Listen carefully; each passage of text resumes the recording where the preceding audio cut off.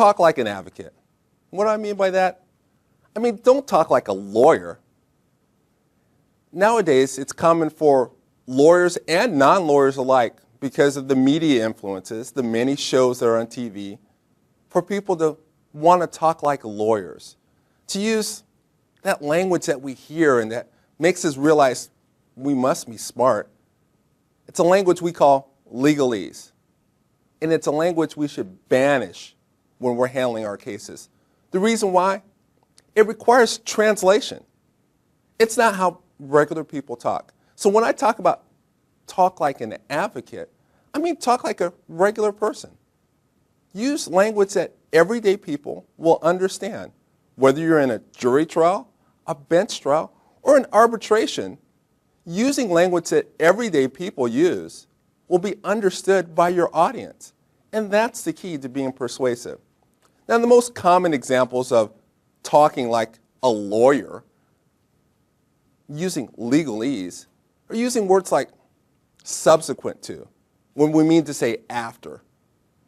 Contacting the individual, when we mean to say walking up and talking to someone. Exiting the vehicle, when we mean to say getting out of the car. Now, it's not just those legalese examples that we have, though, because on top of that, there's the expert speak that we often fall into. You know what happens.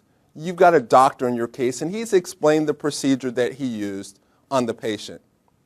We've learned the language, and now we want to use that same language. So we talk about incisions when we mean to say cuts.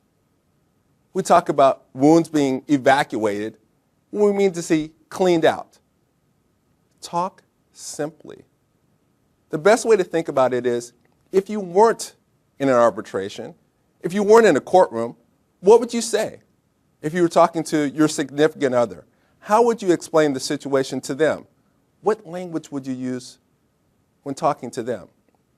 What I always think about is, what would I say if I was talking to my 12-year-old son?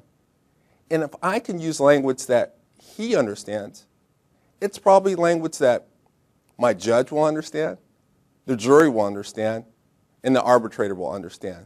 So think simply, talk like an advocate by talking like a real person.